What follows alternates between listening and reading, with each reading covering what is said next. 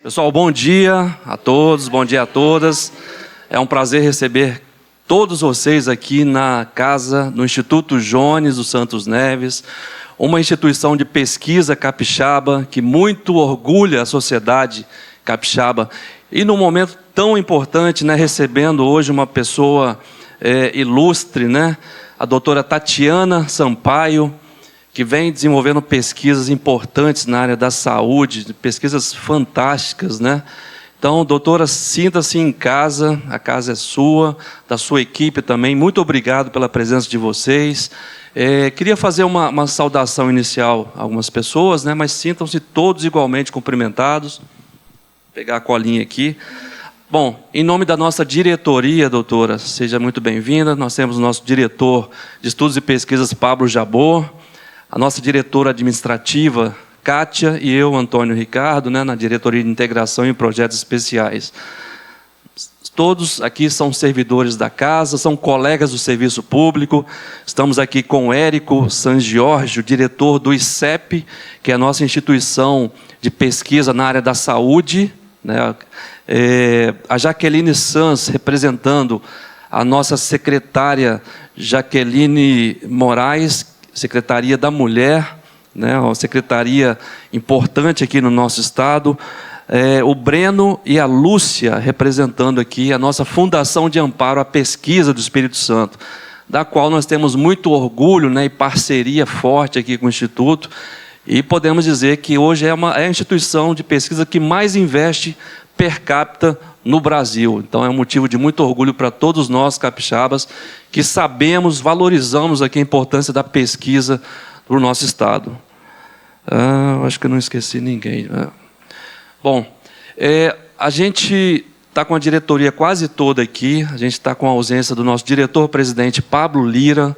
Ele já tinha uma agenda marcada previamente, a gente tentou de todas as formas mudar essa agenda, a gente não conseguiu, mas ele deixa um abraço muito forte para a senhora, a sua equipe, e ele fez questão de gravar um vídeo, a gente vai compartilhar esse vídeo aqui com a senhora, com todos nós, Tá bom?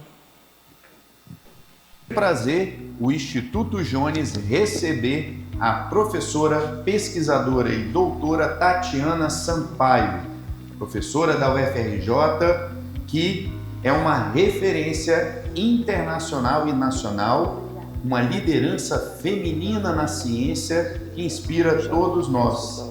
E vai estar compartilhando aí os seus conhecimentos com a nossa audiência aqui no Instituto Jones, e toda a família Jones dos Santos Neves, os pesquisadores, colaboradores e parceiros agradecem esse momento especial. Professora Tatiana, a casa é sua. O Instituto Jones está de mãos dadas com você na valorização e fortalecimento da ciência brasileira. É um grande prazer o Instituto Jones receber a professora, o nosso diretor-presidente Pablo Lira, Tatiana Sampaio, professora da UFRJ, que é uma referência. Registrar também a presença aqui da Asley Lacerda, representando o Hospital Jones. Jones aqui no estado é bem comum, Instituto Jones, tem ginásio Jones Santos Neves, Foi um governador do estado aqui muito importante, E é o que dá o nome ao nosso instituto. Agradecer também a Letícia, que tem um primo, na equipe, o Dr. Douglas, e que ajudou a gente a conseguir essa agenda com a Olavo.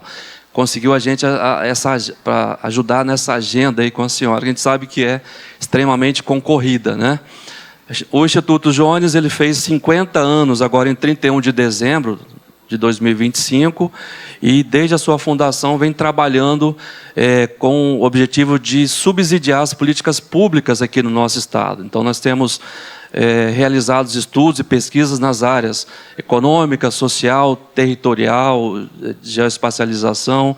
A Letícia, inclusive, coordena a área de estatística aqui do Instituto, Então nós somos uma instituição de pesquisa já há bastante tempo, 50 anos, já pode falar bastante tempo, E a gente, novamente, reconhece a importância aqui da pesquisa para o desenvolvimento de uma sociedade mais justa, e equilibrada.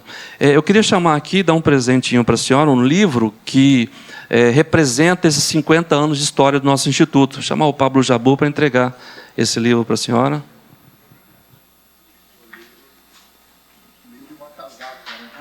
Livro e a casaca, né?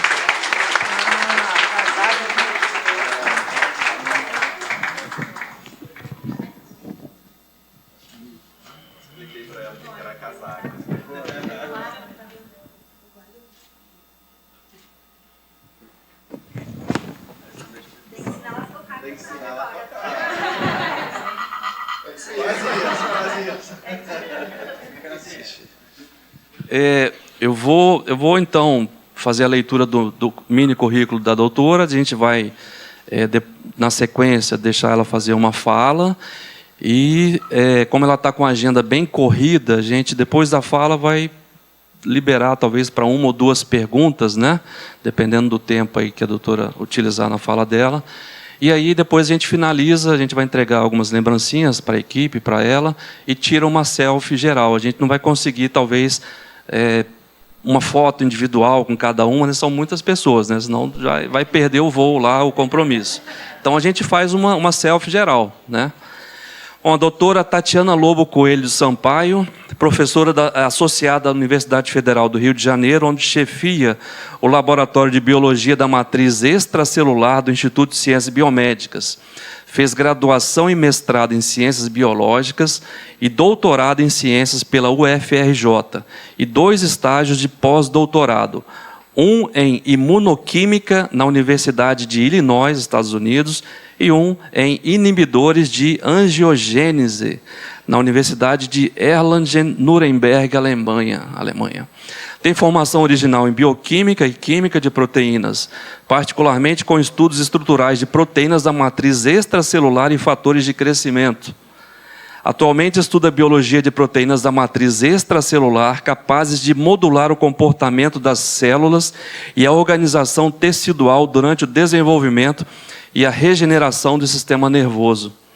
Em particular, desenvolve estudos sobre a regeneração de lesões da medula espinhal através da utilização de células-tronco mesenquimais associadas ou não a polímeros de uma proteína da matriz extracelular, a laminina.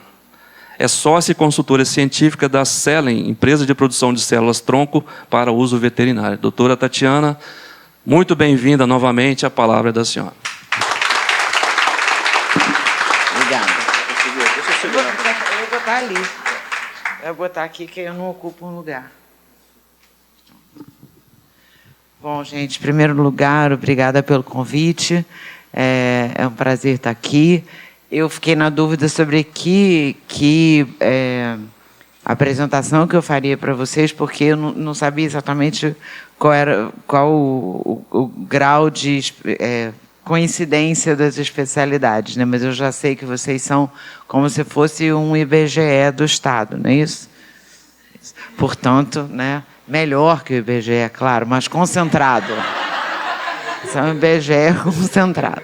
Então, realmente, o que eu trouxe aqui de apresentação, eu imaginava que fosse uma coisa mais para o pessoal da biologia. Então, eu vou usar de guia, mas a gente vai não precisa ir nos detalhes mesmo daí. Então, é para a tela ou é para lá que eu faço? Para lá?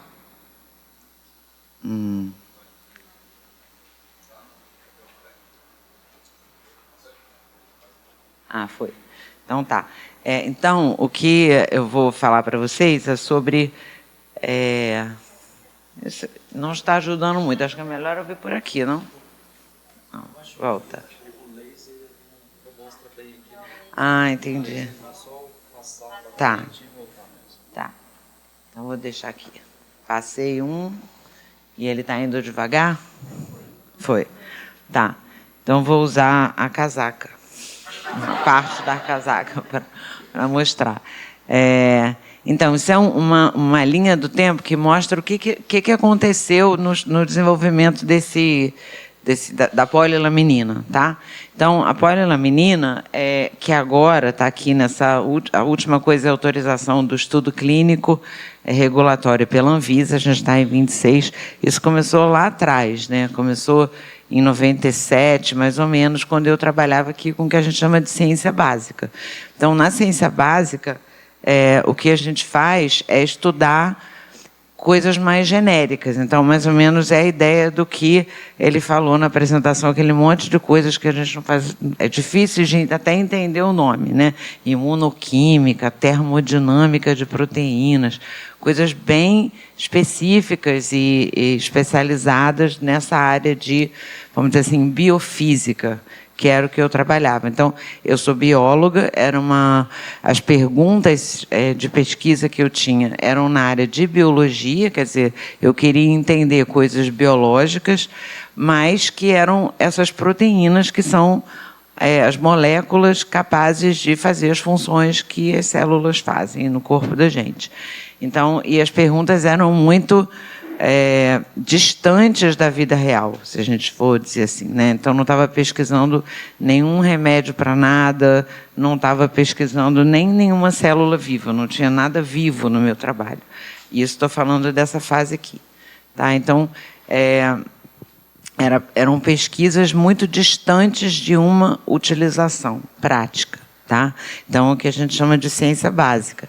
Aí, depois, em 98 e 99, eu estava com uma proteína especificamente que se chama laminina, estava estudando ela, e o meu objetivo era saber como que ela como que eu fazia para... Falar melhor assim. Eu estava estudando como é que era o enovelamento dela, como que ela passava de um fio para um fio todo enroladinho. Tá? Então, eu estava estudando basicamente isso. E, de repente, sem estar procurando, eu vi que quando eu dissolvia ela num determinado tampão lá, ela formava complexos. Né? O que significa isso? É como se cada proteína fosse uma bolinha e agora uma pérola, e agora ela formava um colar de pérolas, várias juntas. Né? E, num primeiro momento, eu não sabia muito bem para que isso servia, porque... Não queria dizer que isso tinha uma importância biológica. Né? A importância biológica é alguma coisa que tem que ser buscada, tem que ser procurada, conquistada, vamos dizer assim. Né? Porque a gente pode ter alguma coisa que... Né, você pode ter um agregadão, sabe, uma coisa embolada que seja do bem ou do mal, ou que faça bem ou que não faça nada, ou que seja só, sei lá, uma coisa estragada. Então, a gente precisava... descobrir se isso tinha um papel biológico. Né? E isso demorou mais ou menos, daqui a aqui, demorou mais ou menos 10 anos. 10 anos para a gente descobrir que ela era biomimética.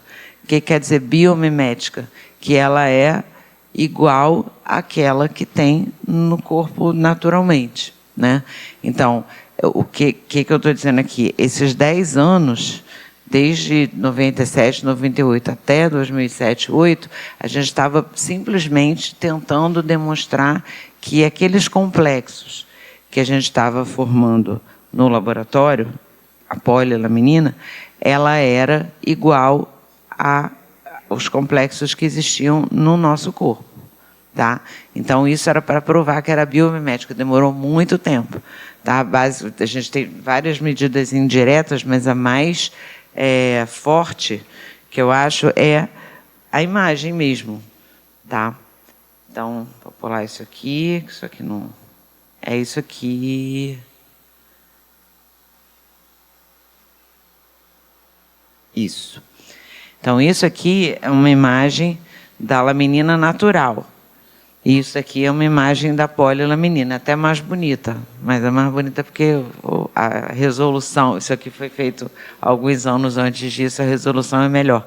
Mas vocês veem que é bem parecido. Né? Então, isso daqui é o que as células produzem. É a laminina produzida pelas células. Isso daqui é a polilaminina. É parecida, né? Então, aí, nesse momento, aí, depois de muitas medidas indiretas, a gente teve uma direta, tá? Aqui está a prova, aqui está provado que é igual, porque você tira a foto e vê que é igual. Tá? Então, a partir disso daqui, a gente pôde, então... Na verdade, a gente já estava fazendo isso, mas... porque o trabalho vai andando em frentes paralelas, né? Mas, nesse momento que a gente conseguiu essa prova. E aí... nesse meio tempo aqui de pesquisa direcionada, que eu estou chamando, que é quando você está perguntando, está fazendo uma pergunta específica. Quais eram as perguntas específicas? Então, esse complexo de lamininas que você descobriu aí, ele tem algum significado? Sim, tem, 10 anos. Aí, mais ou menos nesse tempo, a gente estava perguntando, serve para alguma coisa? Quer dizer, porque mesmo que não fosse igual ao biológico, se servisse para alguma coisa, estava bom também, né? Às vezes a gente toma um remédio que não existe nada na natureza igual, mas não tem problema, funciona, tá? Então a gente estava também perguntando se funcionava. E a laminina tem várias funções, mas uma das funções que ela tem é a função de fazer a regeneração, ou conduzir o crescimento. Não precisa. Isso. Uma das funções que ela tem é fazer uma espécie de uma bainha em volta dos nervos, tá? Então, isso daí que eu estou mostrando para vocês é de verdade. Isso não é mentirinha, não é desenho. Isso aí é foto mesmo de cortes em nervos, em axônios, na verdade. Então, o que a gente está vendo aqui? Isso daqui, ó, é um axônio. O que é o axônio? É o prolongamento que sai de um neurônio e vai conectar ele com outro.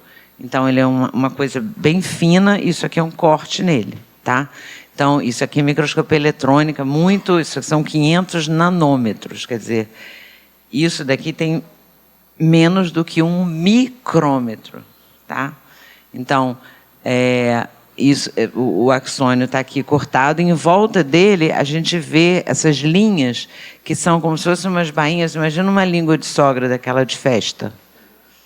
A minha amiguinha aqui sabe o que é uma língua de sogra, não sabe? Aquela de festa que enrola assim? Pois é, exatamente isso. Então você tem, o axônio está assim e a língua de sogra enrola em volta várias vezes, tá? Isso se chama bainha de mielina. O que é a bainha de mielina? É isso daqui, né? Que vai fazer um isolamento do axônio para ele ficar protegido lá dentro, tá? Na verdade, é para a eletricidade não vazar. Porque imagina, se você pega o fio e não tiver nada isolante em volta, não vai passar a corrente, porque a corrente vai se perder. Então você precisa ter uma parte isolante em volta, até para não tomar choque. Quando você bota a mão no fio, você toma um choque? Se botar a mão no fio por fora? Não, né? Se botar por fora, não. Só se botar lá na pontinha, aí não pode. Mas, por exemplo, tem um fio aqui. Boto a minha mão aqui, eu não vou levar choque. Por quê? Porque a eletricidade está lá dentro, mas tem um isolante em volta. É a mesma coisa aqui, ó, o fio mesmo de cobre, quer dizer, a parte que conduz está aqui dentro. Mas tudo isso aqui em volta, ó, é isolamento. Tá? Então, isso daqui é um axônio que está no sistema nervoso central. E esse daqui está no sistema nervoso periférico. Então, o que é central e periférico? Central é no cérebro e na medula espinhal, e periférico é nos braços e nas pernas. Tá? Então, é diferente um do outro. E uma das diferenças, que tem a diferença mais evidente que tem, aqui no colorido fica até mais fácil de ver. Ó. Isso aqui é a mielina central, isso daqui é a mielina periférica. Então, uma das coisas que tem de diferente é que aqui só tem a bainha de mielina. E aqui, além da bainha de mielina, tem umas outras coisas em volta. Tá? Essas outras coisas aqui que estão em volta, isso aqui, o que aparece aqui, ó, são chamado de célula de Schwann, não importa muito o nome, mas isso daqui tem laminina. A laminina é o roxinho, tá? Então, finalmente chegamos na laminina. Então, esse roxinho que está aqui em volta é a laminina que faz o isolamento das células no periférico. Até agora eu falei, fui abrindo. Agora eu vou começar a fechar, tá? Agora eu vou começar a amarrar as coisas. Então, o que acontece? Quando esse daqui é cortado, ele recupera sozinho. E quando esse daqui é cortado, ele não recupera sozinho. Esse daqui é um nervo que está aqui no nosso braço, que você pode até perder a sensibilidade depois de uma cirurgia, ou você pode ter um corte pequeno e ele recupera sozinho. Esse daqui é o que está na medula espinhal, que quando corta não recupera de novo, tá? Então, vou falar de novo. Esse aqui, periférico, cortou, regenera sozinho. Esse aqui, central, cortou, não regenera sozinho. Esse daqui tem laminina em volta. Esse daqui não tem laminina em volta, tá? Então, o que a gente poderia pensar? E se a gente der... O que você acha? Isso, fala aí pra mim. A laminina que regenera. Isso.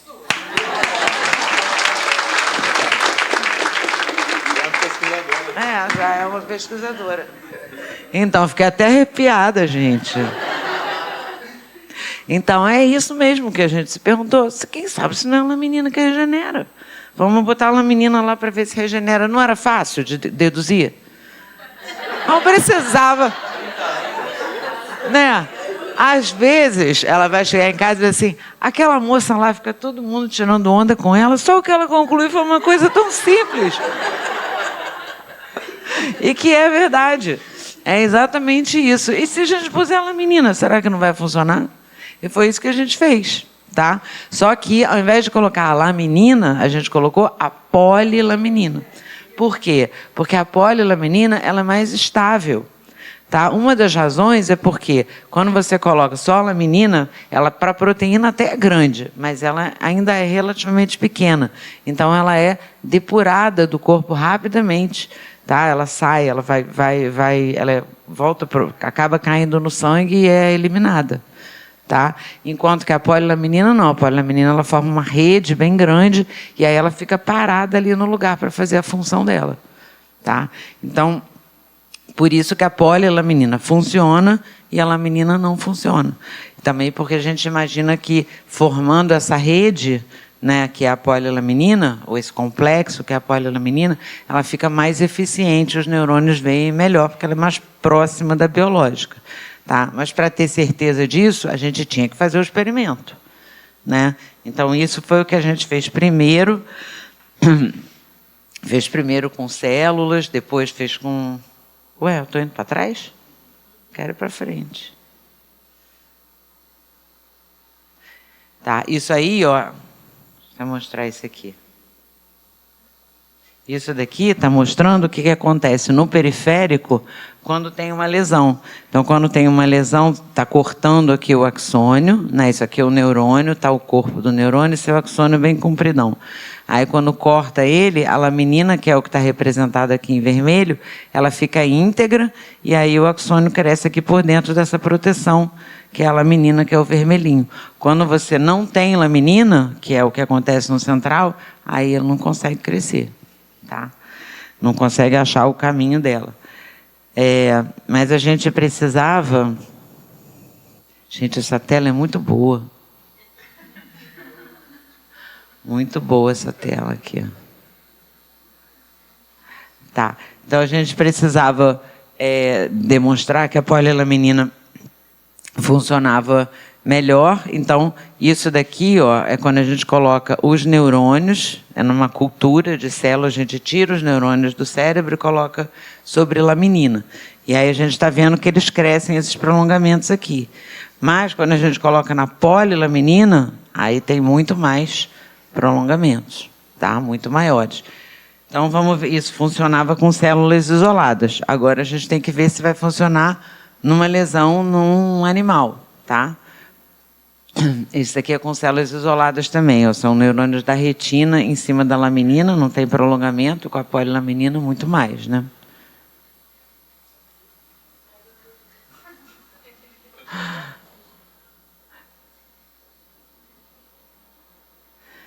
Então, a gente precisava ver se funcionava no animal. Por enquanto...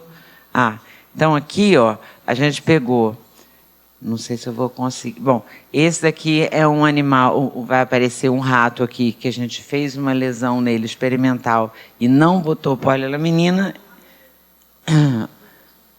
E esse daqui é o rato que a gente botou polilaminina. Vai?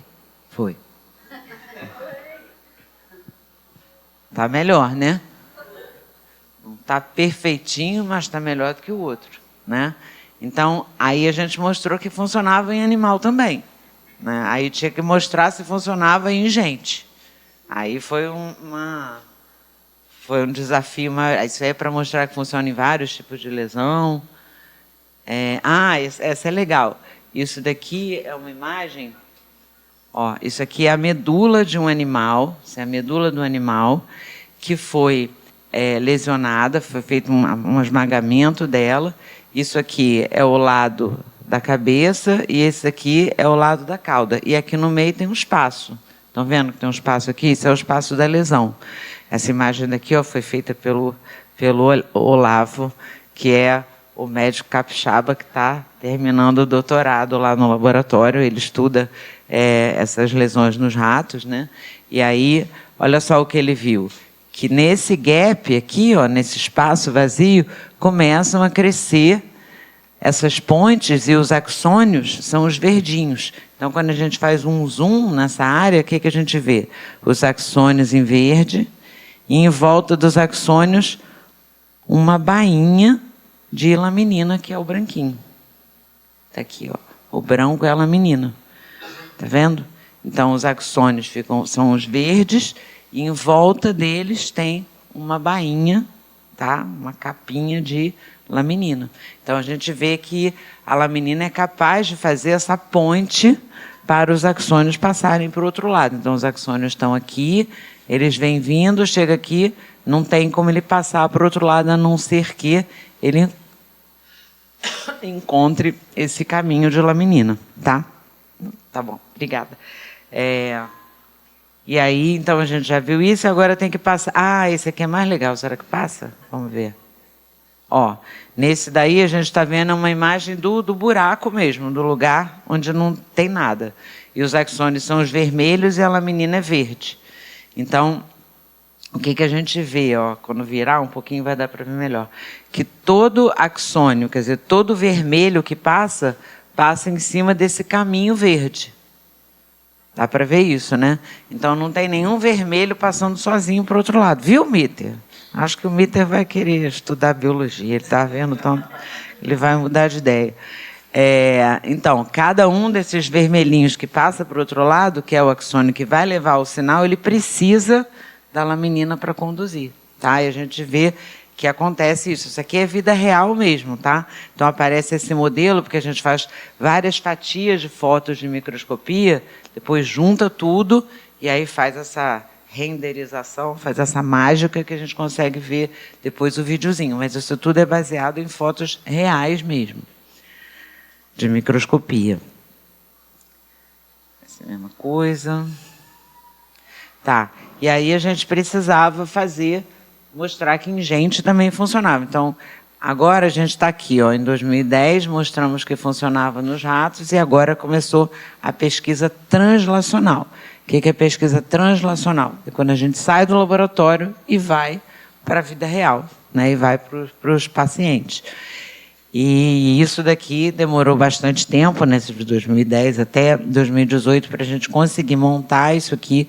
Foi um desafio muito grande, porque a gente achava que ia funcionar, mas não tinha um patrocinador, né?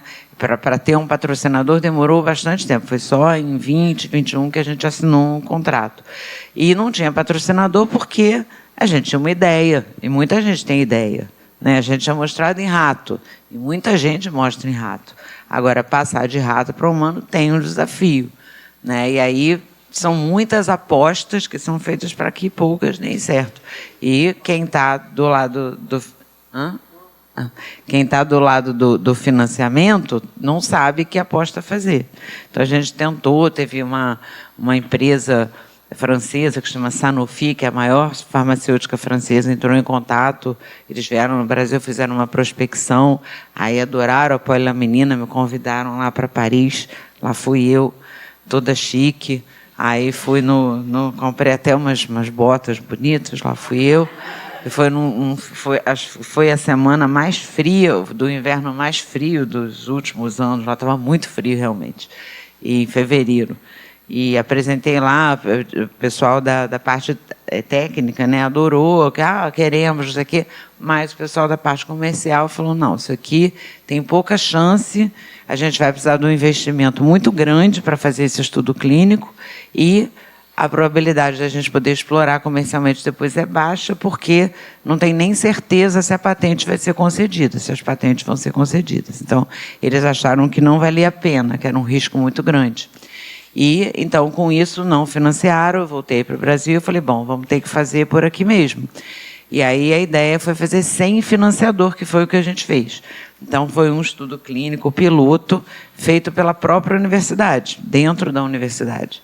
Tá? Que foi esse estudo que começou, foi de 2018 até 2021, que é um estudo clínico feito em humanos. E nesse estudo a gente teve 8 pacientes e viu que 6 deles recuperaram, melhoraram a função motora. Tá?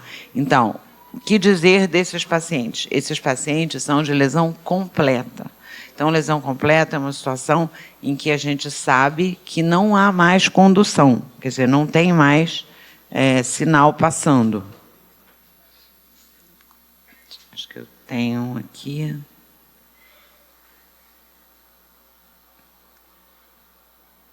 Eu estou andando para trás e está indo para frente.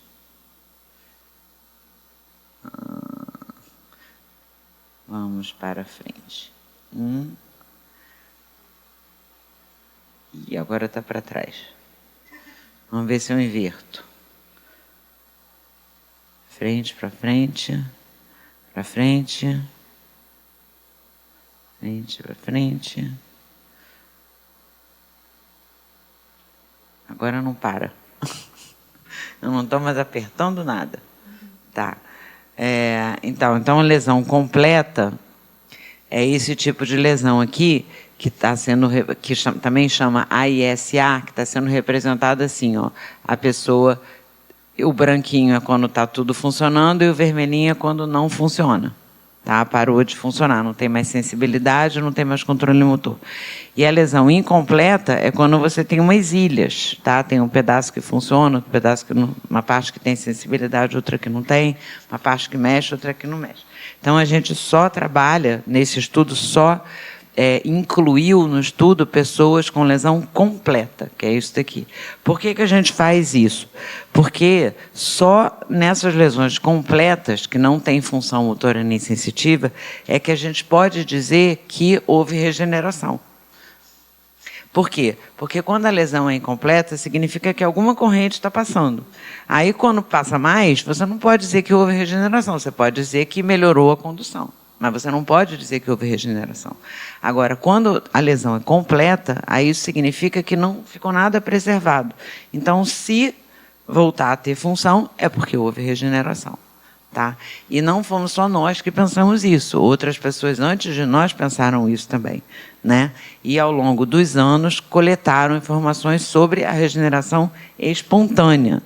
Né? O que é regeneração ou recuperação espontânea? São aquelas pessoas que, mesmo sem você fazer nada, elas melhoram. Tá? Então, isso daqui está mostrando, isso é um estudo de 2019, mas que vem sendo cada vez confirmado ao longo dos anos. O que ele mostra? Isso aqui, A é lesão completa.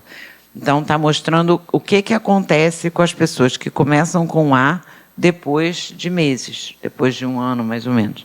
Então, o que ele está mostrando aqui, isso aqui são 3 estudos diferentes, são 3 registros diferentes, 2 nos Estados Unidos e 1 na Europa. Então, o que eles estão mostrando aqui é que pessoas que começam com ASA, 83% continuam A. Ou, no outro estudo, 81% ou 76% no outro. Ou seja, se a pessoa é A, lesão completa, ela continua A, lesão completa. Tá? Ou ela pode passar para B, 10%, ou pode passar para C ou para D. Mas vocês veem que o percentual de pessoas que passa para C ou para D é muito baixo. Tá? Então, a maioria fica A mesmo, uma parte, né, por volta de 10%, passa para B, quer dizer, recupera só a sensibilidade, mas não recupera a função motora, e uma fração que é 8, 10, 16, que recupera função motora. Tá? Então, qual foi o desfecho que a gente foi procurar? Como que a gente vai saber se a polilaminina está funcionando ou se a polilaminina não está funcionando? Se não funcionar, o que vai acontecer? Vai continuar ou vai recuperar só a sensibilidade. Mas se recuperar controle motor também, não vai ser uma prova de que está funcionando, mas é uma grande probabilidade, visto que o esperado é sair 10% ou 15%. Tá bom? Concorda comigo? Minha ajudante, ela é ótima. Ela concorda comigo. Então, vamos dizer, qual vai ser o desfecho que a gente vai procurar? O que a gente vai procurar? A gente vai pegar só pessoas com lesão completa e vai olhar o quê? Vai olhar se elas recuperam sensibilidade ou controle motor. Fala para mim. O que você acha que a pessoa tem, para você saber que a polilaminina está funcionando? O que você vai ver se acontece? Ela estava sem mexer nada e agora o que vai acontecer? Ela mexe. Aí, se ela mexer, o que eu posso dizer? Que está... Aprovado. Muito bem, obrigada. Contratar ela. Para dar entrevista no meu lugar. Então, foi isso que a gente fez. Tá? E aí, o que a gente viu? A gente viu, isso aqui é uma meta-análise em que foram avaliados vários registros no mundo, tem 9.600 pacientes e a taxa de conversão de A para C, que é 2 níveis, né? Um nível é A para B, 2 níveis é A para C, é só de 9%. Tá? Aí a gente pegou 8 pacientes e dos 8 pacientes... Já vou direto para cá. Dos 8 pacientes, 6 recuperaram função motora. Tá? Então, foram todos? Não foram todos, mas 6 recuperaram função motora, que são esses aqui. Então, o primeiro não, depois o segundo recuperou, terceiro não, quarto recuperou, 5, sexto, esse e esse. Tá? Então, todos esses recuperaram a função motora, só quem não recuperou foi essa daqui, que foi a primeira, que faleceu, foi a óbito com 5 dias de lesão, o pneumonia, e esse daqui que foi um derrame pericárdico. Esse rapaz tinha levado um tiro e ficou provavelmente um fragmento, e aí ele teve uma emergência e foi óbito. Ele já estava melhorando, mas não tinha chegado ainda a ser no 10º dia, não deu para determinar. Tá? Mas os outros melhoraram. E a gente tem isso aí é uma prova de que não havia condução no início e depois passou a haver condução com um teste eletrofisiológico. E aí, isso aí foi... Vai aparecer o vídeo. Então, esse daqui é um dos pacientes que tinha uma lesão C5, que é uma lesão que a pessoa só consegue mexer isso daqui, né, não tem nada de antebraço, e ele passou a ter função de mão, ele tem abdômen, ele consegue mexer a perna, então ele melhorou bastante. E esse daqui, que é o famoso Bruno, que tem aparecido muito na mídia, que recuperou completamente. Ele fala assim, eu só recuperei depois de 2 anos, isso aí é ele com 12 meses, para mim estava muito bem recuperado. Eu não sei o que foi que ele recuperou depois de 2 anos, mas andar ele já andava com 1. Isso aí a gente pula. Não precisa, tarará. E aí o que aconteceu? Depois disso a gente entrou em contato com o Laboratório Cristália, que fez um convênio com a UFRJ, que foi assinado aqui em 21, um acordo de cooperação em que eles pagam, basicamente, o acordo de cooperação é assim, eles pagam tudo e a UFRJ não paga nada.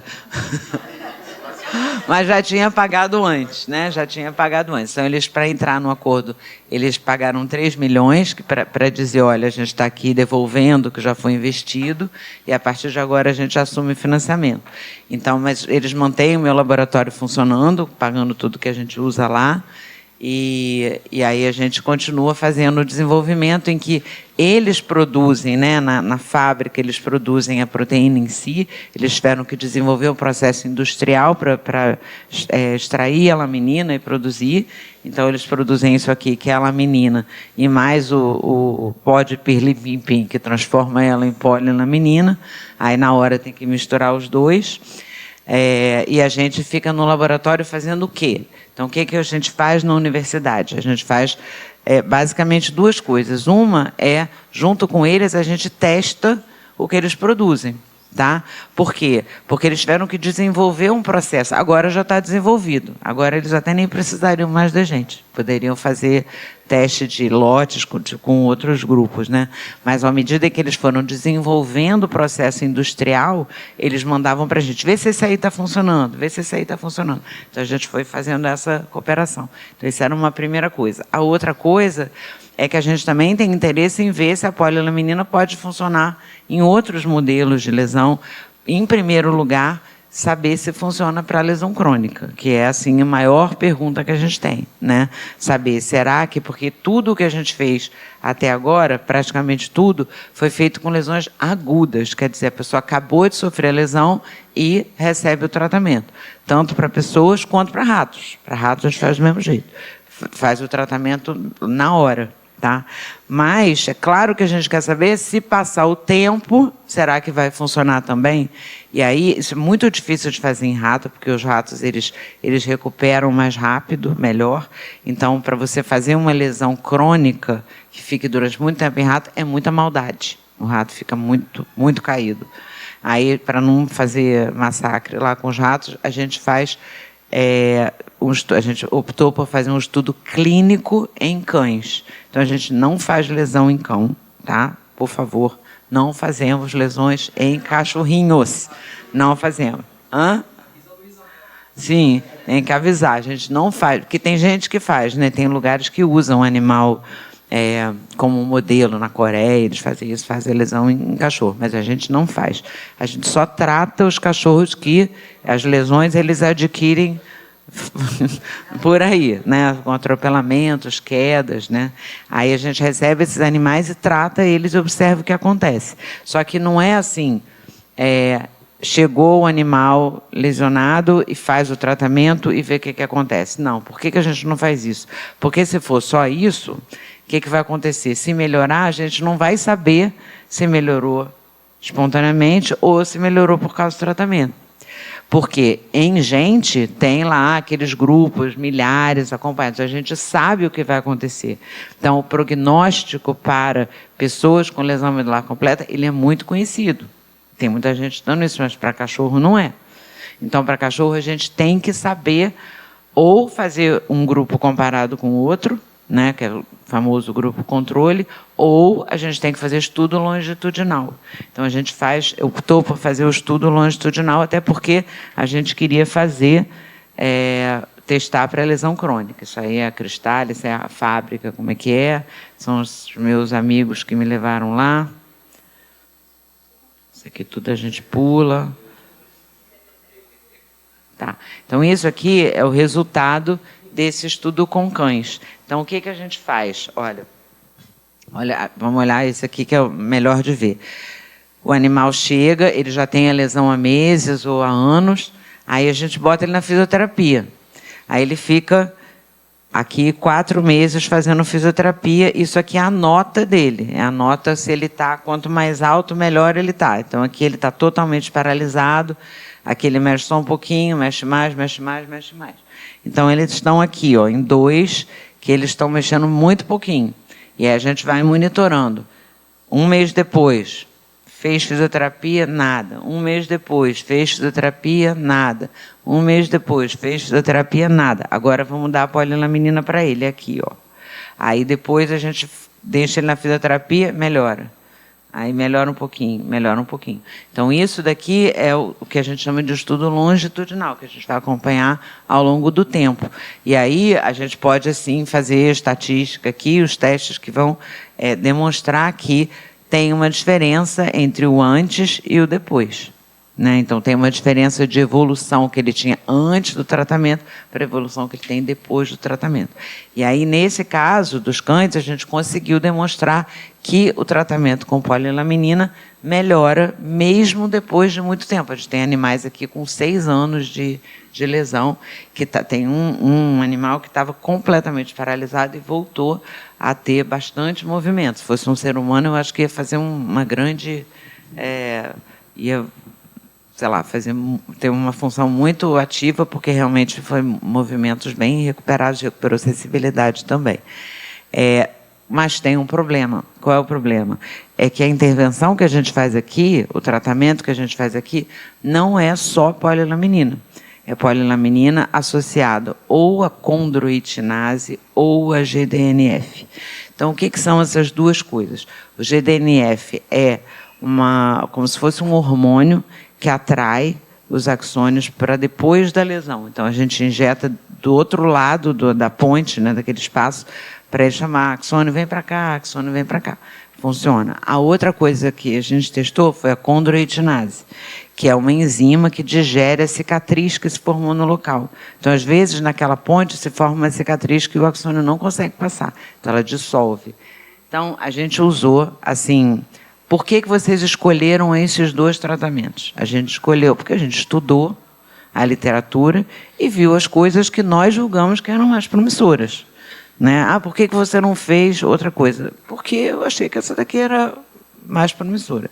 Então, foi estudo na literatura.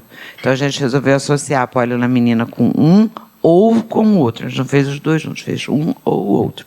E a gente viu o quê? Que os dois funcionavam e que não dava para ver melhora mais um nem mais outro, era igual.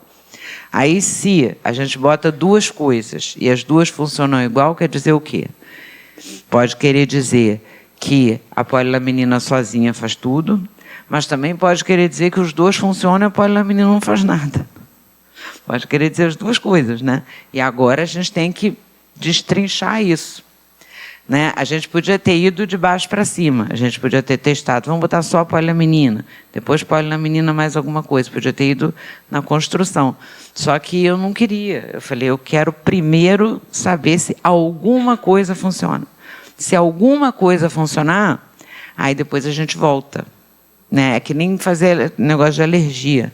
Você, ao invés de ficar tirando cada coisa que pode te dar alergia, você tira tudo, e aí depois você vai reintroduzindo para ver o que é importante, o que não é.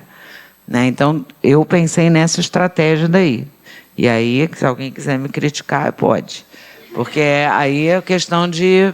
Né? Foi a estratégia que eu achei melhor. Porque eu falei assim, se eu ficar 3 anos mostrando que uma coisa não funciona, a gente perde o gás. Então é melhor, vamos mostrar rápido que alguma coisa funciona, porque aí a gente já sabe que algum dia vai dar certo. Só tem que ir. Né? Então achei que estrategicamente era melhor, deu certo aqui, só que agora a gente tem que voltar, e agora está todo mundo com pressa. Gente, eu quero logo essa polilaminina. Só que tanto a condroitinase quanto o GDNF são moléculas que não estão disponíveis para uso, não são aprovadas para uso humano. Se fossem, estava tudo resolvido. Tá? Então, quais são as estratégias que a gente tem agora para ampliar o uso da polilaminina para pessoas com lesão crônica? A gente está fazendo várias coisas. Então, a primeira coisa que a gente está fazendo é testando se só a polilaminina funciona, porque existe essa possibilidade. Tá? Então, já tem cachorro injetado só com polilaminina, e eu fico no telefone, e aí, esse cachorro melhorou, não melhorou, melhorou, não melhorou, cadê o cachorro? Então, semana que vem tem teste, sábado que vem. Então, a gente fica assim numa agonia, porque a gente fica querendo saber se os cachorros... Isso é acompanhado, cada pontinho desses é 1 mês. Né? Então, é muita oração, muito foco para ver se esses cachorros vão melhorar. Tá? Então, isso é uma coisa, é o caminho mais fácil. Né? Se funcionar, já está, a gente já tem um protocolo, já tem uma resposta. Se não funcionar, ao mesmo tempo, a gente está fazendo 2 coisas. Uma é tentando produzir em laboratório o GDNF, que é mais fácil do que a condroitinase. Produzir o GDNF para poder associar. E aí vai começar uma nova aventura com a Anvisa para aprovar o GDNF, não sei o quê, vai demorar mais, mas a gente já começou. E existe uma terceira possibilidade, que é a seguinte, tem um medicamento que está em teste nos Estados Unidos, na Inglaterra. Não, é Estados Unidos. E que faz uma coisa parecida com o GDNF, que tira a cicatriz também. E aí a gente está vendo se é possível combinar com esse medicamento, porque esse já tem prova de segurança em humano. Então, se eles toparem, porque aí é um outro grupo que produz, é outra empresa, aí já é uma negociação mais de empresarial. Se eles toparem, a gente pode tentar juntar com um deles. E aí vai ter que testar também, mas a gente avança mais rápido. Tá? Então, são 3 caminhos. Às vezes as pessoas me perguntam assim, mas quando é que vai poder? Mas que dia é? Quanto tempo vai demorar? Não sei quanto tempo vai demorar. Se daqui a 2 meses... Então, os cachorros estão aqui, tá? Subiu um tiquinho. Se daqui a 2 meses estiver aqui, aí eu vou dizer assim, gente, daqui a poucos meses a gente já tem um protocolo para crônico. Se ficar paradinho aqui, se der uma caída, aí eu vou dizer, só polilaminina não dá. Aí a gente vai começar com o pessoal do comercial. E aí, como é que está a negociação com a Nervigen, não sei o quê, não sei o que lá. Funcionou? Ah, tá. Então daqui a, sei lá, 1 ano a gente vai poder fazer. Não funcionou? Então só a produção do GDNF. Aí vai demorar mais tempo. Porque vai demorar 3, 4 anos. Ao mesmo tempo, a gente vai repetir. Quem sabe se deu errado por acaso, vamos fazer de novo. Entendeu? Então, a gente fica atirando várias direções, tudo ao mesmo tempo. Porque a gente também quer que seja rápido. Né?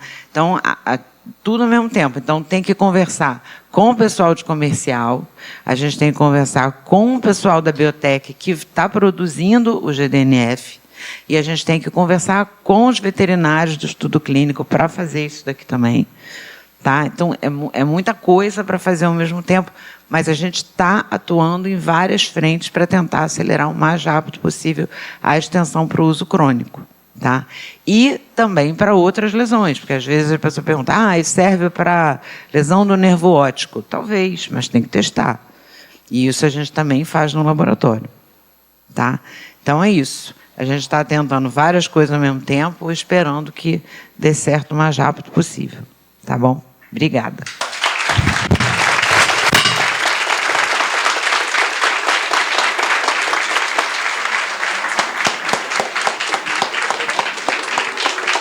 Obrigada.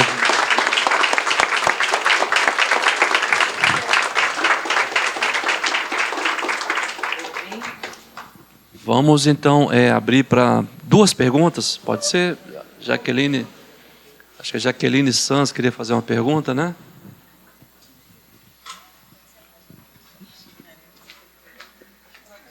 Então, eu vou fazer 2 coisas. Vou fazer a pergunta e fazer uma entrega também, Tatiana.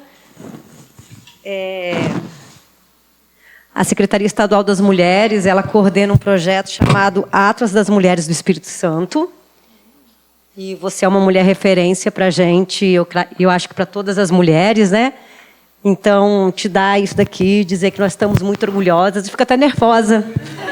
Gente, que é uma mulher fazendo ciência, fazendo história, né? E é fantástico. E isso é fantástico. Eu acho que, para nós mulheres, quando a gente vê uma mulher, e a gente tem que fortalecer, reverenciar e honrar. Obrigada, Tatiana. E a minha pergunta é uma pergunta que nós fazemos no Atlas, né? Nós dividimos vários segmentos, e um dos segmentos é Mulheres na Ciência. E a pergunta que eu te faço é, o que é ser mulher na ciência? Eu acho que ser mulher dá um certo trabalho, né? Primeiro que a gente tem que administrar. Só ser mulher já é meio trabalhoso. Os homens não sabem disso, né? Eles acordam de manhã e vão dormir com a mesma cabeça, passam a semana inteira com a mesma cabeça, o mês inteiro. Começa o primeiro, dia primeiro ele é de um jeito, chegou no fim do mês, ele é do mesmo jeito. Não é que nem a gente, que ao longo do dia tudo muda, é uma montanha-russa. Então, ser mulher já é mais complicado. E ser mulher na ciência é o desafio de você conciliar a vida de mãe, que eu sou, né, de pessoa, com o trabalho. Né, um desafio grande. Eles também têm, mas eu acho que eles, pelo menos, não são mães, que a gente é. Então, pode até ser pai, mas mãe só a gente que é. Então é isso. Obrigada.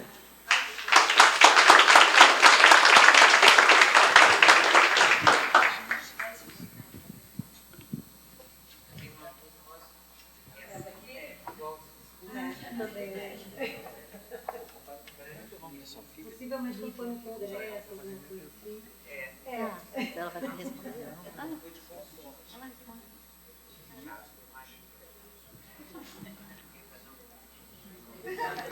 Doutora, bom dia. Meu nome é Felipe Chicarino, seja bem-vinda. A Lívia estava aqui o tempo todo prestando atenção na sua palestra. Eu já venho pensando, desde que eu venho acompanhando as entrevistas da senhora na TV, enfim, em diferentes mídias, de que a pesquisa do seu time, da senhora e do seu time, não só dá aquele gatilho no verbo esperançar para quem hoje está nessas condições, mas eu vejo também como pesquisador que essa pesquisa, o seu time, está ajudando a construir uma esperança também no futuro da ciência brasileira. Porque ninguém quer ser cientista, a verdade é essa. Hoje em dia, você vai perguntar para os adolescentes, eles querem ser influencers. E hoje a nossa ciência está chegando o mundo afora graças ao trabalho da senhora e do seu time. A sua pesquisa também é uma forma de renovar a ciência? Eu espero que sim.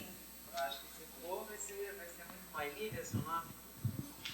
Nossa, ela é muito fofa. É uma graça. Quer falar alguma coisa, Lívia? Não? Tá.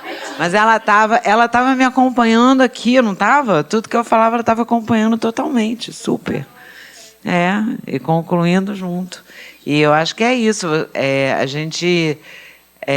se a gente puder, né, abrir esse caminho para mais pessoas se sentirem animadas, porque eu acho que tem isso, essa influência, eu trabalhar no mercado financeiro, ganhar dinheiro, eu quero, sei lá, fazer isso porque vou ganhar dinheiro, né? Eu vejo muita gente que pensa em ganhar dinheiro rápido para depois ir curtir a vida. Tem isso também, né? Eu quero uma carreira que eu ganho dinheiro rápido, tem investimentos, aí eu faço um pé de meia e depois eu vou curtir minha vida, vou viajar, vou tudo. Então, e isso não tem nada contra, acho que cada um vai fazendo o seu caminho, mas eu acho que dá para curtir a vida à medida que a gente, ao longo do caminho também, né? Trabalhar e também curtir a vida. Acho que é possível. E o que é importante é que a gente... Importante não, o que é maravilhoso é quando a gente consegue gostar daquilo que a gente faz e fazer alguma coisa que a gente acha importante. Infelizmente, isso não é só questão de vontade, né? Às vezes, muitas pessoas não têm oportunidade. Então, não é uma fórmula para que todo mundo vai poder fazer isso. Mas o ideal seria que o máximo de pessoas, né, pudesse gostar daquilo que faz. E se quem tiver a oportunidade, eu acho que a vida na pesquisa é uma vida animada, porque a gente tem aventuras, né? Tudo é meio aventureiro. Né? Então, para quem gosta de novidade, é bom, não tem nada de tédio, e você faz trabalhos diferentes todos os dias e tem a sensação de alguma coisa que... Não tem a sensação de estar sempre no mesmo lugar, né? Tem a sensação de que você vai indo para frente, né? Então, acho que se servir de exemplo vai ser muito bom.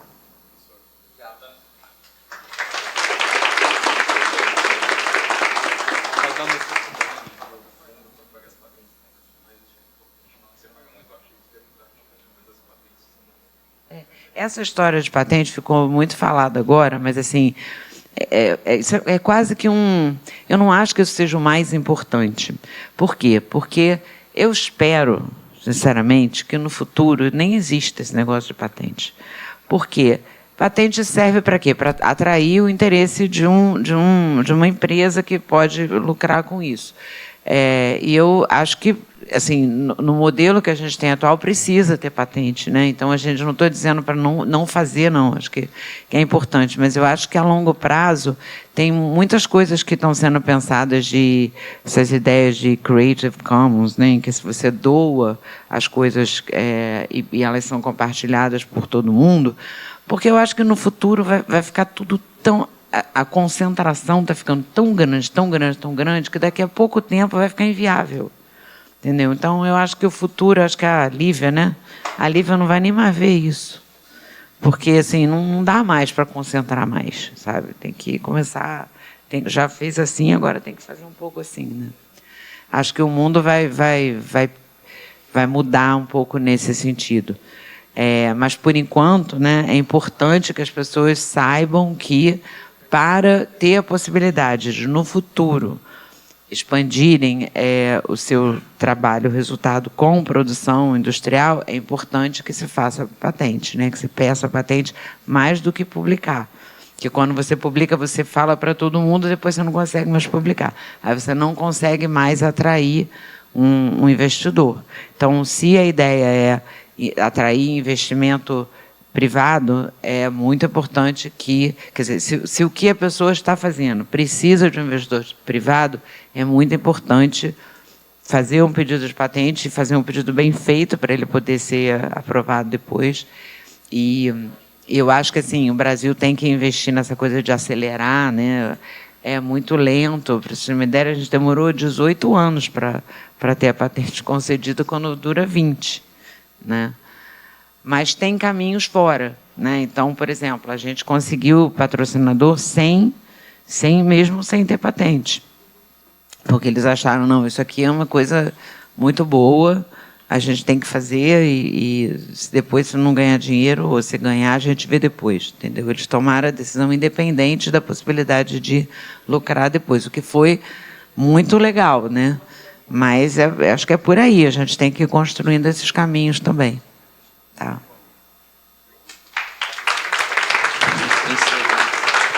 Agora, doutora, a pergunta mais difícil agora para a senhora, tá?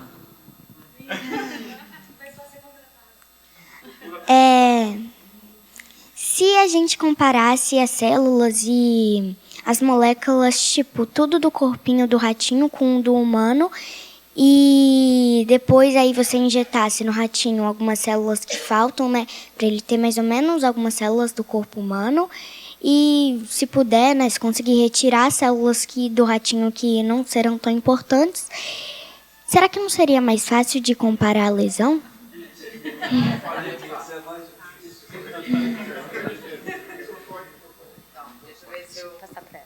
Não, deixa com ela, porque aí a gente vai... Para já conseguir uma aprovação a mais. Tá, o que você está pensando é transformar o ratinho numa coisa mais parecida com o humano? Sim.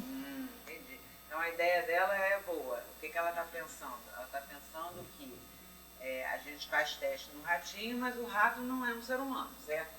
Então, Sim. que alguém pode perguntar, mas isso está dando certo no rato, mas será que vai dar no humano? É isso que você está pensando? E se a gente conseguisse levar para o rato alguma coisa de humano, ele seria um modelo melhor? É isso? Essa é a sua ideia? Sim. Então, uma excelente ideia. Isso se faz em alguns sistemas, sim, de se colocar moléculas, como você falou, chaves do humano, que vão trazer como se fosse a impressão digital do humano no rato. Então, isso é possível fazer. Essa ideia que se teve é uma coisa importante, quer dizer, você pode transformar o rato num modelo melhor do que o rato é normalmente. Porque o rato é até parecido com o humano, a gente pensa que não, mas se a gente for comparar com, sei lá, uma barata, o rato é muito mais perto, né? Um mamífero, né? Então, está muito mais próximo da gente. Mas não é exatamente humano. Você pode humanizar o rato para transformar ele num modelo melhor. E aí os resultados científicos de pesquisa que você tem no rato, eles passam a ser mais próximos do que você conseguiria num ser humano. É possível fazer isso. Eu nunca fiz, porque no meu laboratório, isso é sofisticado, isso é caro. Tá? No meu laboratório eu nunca tive essas ferramentas para fazer isso. Mas é uma tecnologia de ponta que você está propondo. Mas é possível e é uma ótima ideia. Se faz.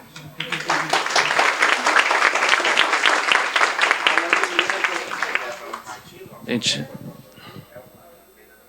Sim. Isso aí que eu falo. A laminina. Acho que pode falar alto. A polilaminina que a gente injeta no ratinho vem da placenta humana. Então, é uma molécula humana que a gente coloca no ratinho. Da mesma forma que a gente vai colocar numa pessoa que tem uma lesão na medula. Isso aí. Gente, caminhando então para o finalmente, eu queria chamar aqui a Kátia para dar uma lembrancinha para a professora e a equipe dela também, né? É uma panela de barro feita aqui no Espírito Santo, chocolate feito no Espírito Santo. A gente vai deixar também para a equipe, né, uma lembrancinha para toda a equipe.